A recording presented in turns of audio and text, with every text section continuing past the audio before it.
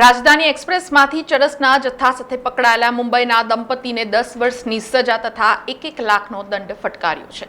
Narcotics control bureau અમદાવાદની ટીમને બાતમી મળી હતી કે મુંબઈ અંધેરી વેસ્ટ ઇસ્માઇલ મંજિલમાં રહેતા ઇકબાલ ખાન, અમીન ખાન તથા તેની પત્ની સમીરા શેખ ઇકબાલ ખાન રાજધાની એક્સપ્રેસ ટ્રેનમાં ચરસના જથ્થા સાથે મુસાફરી કરી રહ્યા છે અને બંને દિલ્હીથી મુંબઈ જવા નીકળ્યા છે, જેથી નાર્કોટિક્સ કંટ્રોલ બ્યુરો અમદાવાદની ટીમે વડોદરા રેલવે સ્ટેશન પર વોચ ગોઠવી હતી અને રાજધાની એક્સપ્રેસ પ્લેટફોર્મ નંબર 1 ઉપર આવતા ટ્રેનના કોચમાંથી આ દંપતીને ચરસના જથ્થા સાથે ધરપકડ કરી હતી। આ સમગ્ર મામલો કોર્ટમાં ચાલી જતા સરકારી વકીલ અનિલ દેસાઈએ દલીલમાં જણાવ્યું હતું કે દંપતીએ સમાજને અસર કરે તેવો ગુનો કરેલ હોવાથી રહેમ રાખી શકાય નહીં, જેથી અદાલતે દંપતીને 10 વર્ષની સજા તેમજ દંડ ફટકાર્યો હતો।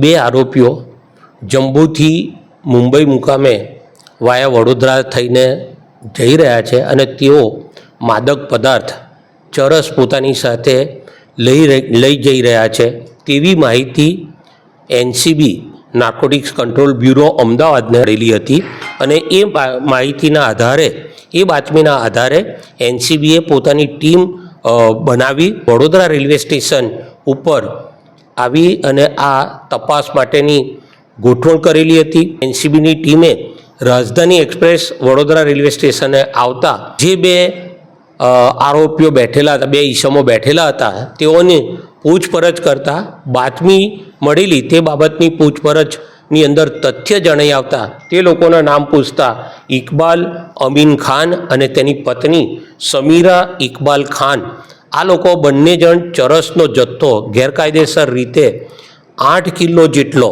લઈને આ ટ્રેનમાં પસાર થતા હતા। પતિ પત્નીને સ્થળ ઉપરથી પકડી લેવામાં આવ્યા। નામદાર કોર્ટે આ બંને આરોપીઓને કસૂરવાર ઠેરવ્યા છે। 10 વર્ષની સજા ફટકારી છે, બંને જણને 10 વર્ષની સજા ફટકારી છે અને 1 લાખ રૂપિયાનો દંડ કર્યો છે। જો આ 1 લાખ રૂપિયાનો દંડ ના ભરે તો બીજી 2 વર્ષની સજા, એમ કરીને કુલ 12 વર્ષની સજા થઈ શકે એવું નામદાર કોર્ટે જજમેન્ટ જાહેર કર્યું છે।